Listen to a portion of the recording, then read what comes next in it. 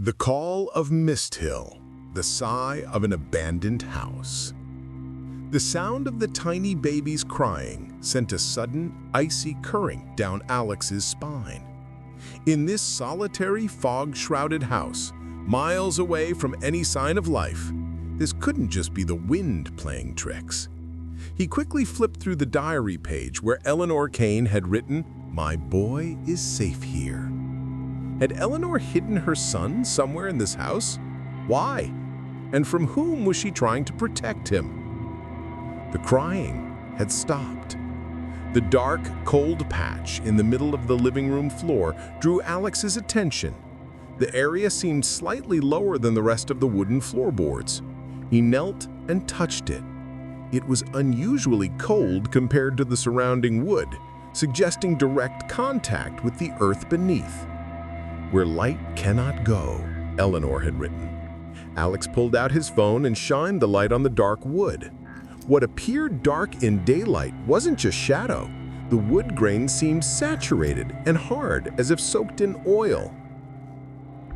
His hands were trembling with fear, but the photographer's curiosity drove him forward. He opened the diary again. August 21, 1930. "They have returned. They want me to give him up, but I won't. My darling will sleep here. The cold floor will protect him when I can no longer." Alex realized that Eleanor had buried her son beneath these floorboards, perhaps to save him from some danger. But what danger? Suddenly, in a corner of a diary page, yellowed like a dried willow leaf, he noticed a cryptic symbol. It wasn't an English letter, but an old Gothic design with a broken circle in its center. Eleanor had drawn this symbol repeatedly in the diary. Alex recalled seeing the same broken circle symbol carved into the iron gate outside the house and etched into the old kitchen cupboard. Was it a cult symbol? He walked out of the room. Staying in the house for another moment felt unbearable, but leaving without solving the mystery was impossible. He decided he had to uncover Eleanor Kane's entire story. The next morning, as the fog slightly lifted, Alex drove towards the Northwood Public Library. It was a small town where old news records were not easily found in digital archives.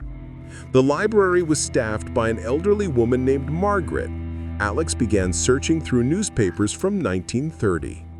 After searching for hours, Alex found a headline in a stack of dusty old papers that nearly stopped his heart.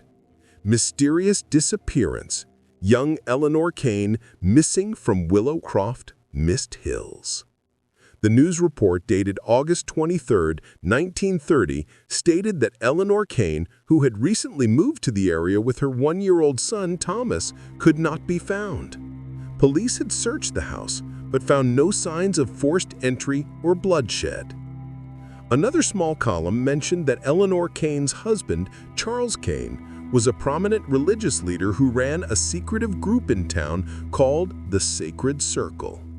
Police speculated that Eleanor's disappearance was due to a domestic dispute or perhaps a conflict within the group, but Charles Kane insisted she had simply gone on a journey.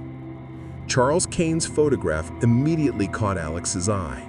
The man's gaze held a strange, cold emptiness, and around his neck he wore a locket featuring that very same broken circle symbol. Alex had to quickly photocopy the image before leaving the library. Driving back, he considered his thoughts. Eleanor hadn't simply vanished, she had fled. But what about her son, Thomas? The diary insists he is safe. This meant Eleanor had hidden Thomas and was then caught by Charles or his circle. If Thomas was buried beneath the floorboards, was that protection or a tragic end? Alex returned home. This time he was driven not by courage, but by resolve. Evening fell. The fog around Willow Croft seemed to grow thicker. Alex found an old shovel in the outside shed. In his hands, he held Eleanor's diary and a powerful torch. He entered the living room. Shining the torch on the cold floor, he saw that the dark patch was actually a wooden trap door blended so seamlessly with the rest of the wooden floorboards. He knelt and touched it. It was unusually cold compared to the surrounding wood, suggesting direct contact with the earth beneath. Alex carefully used a crowbar to try and pry the cover loose. With every thudding sound, he felt as if He ran to the kitchen, the old heavy coal stove. The chimney opening above the stove was cemented shut with old bricks and mud. He began striking it with the shovel. The pieces of wood and brick tumbled down. Inside, there was a small, dark, tunnel-like space. Alex shined his torch. It was a narrow, empty space that ran straight up the chimney to the roof. Air was blowing through it, and when the air exited the outer part of the chimney, it made a hushing sound, like the sound of rain or wind. Inside the tunnel, he saw something resembling a small wooden statue wrapped in cloth. As Alex reached for the object, the entire house shook. Doors and windows slammed shut. Alex could see them clearly now. Black, smoky figures stood around him. 7 people bearing the broken circle symbol, their leader, Charles Kane, and in the middle of them, Eleanor Kane. Her eye sockets were empty, and a distorted smile was on her lips. Eleanor's spirit shrieked, "My darling, give him back to me. They want him." In reality, Charles Kane and his circle sought to use this innocent soul to enhance their power. Eleanor had hidden him inside the chimney, a place her spirit couldn't access. But after years of suffering Thomas's loss, Eleanor's own spirit had become a puppet in Charles's hands. She believed that handing over the boy would grant her release. Alex shouted, "No, you kept your son safe. You cannot hand him over to the devil." Eleanor's spirit lunged at him.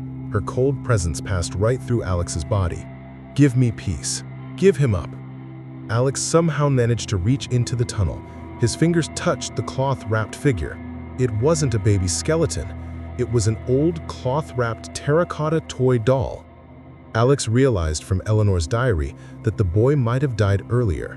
Eleanor had buried him under the floor where Alex found the first skeleton, but for the ritual, the circle members wanted Thomas's soul, not his body.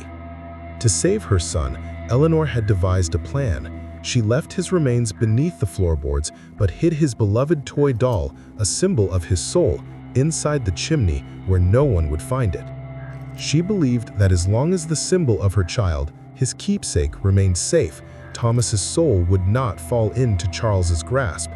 The toy doll was the final sanctuary for Thomas's soul. Alex pulled the doll out. Just then, Charles Kane's ominous figure lunged toward him. "Give it.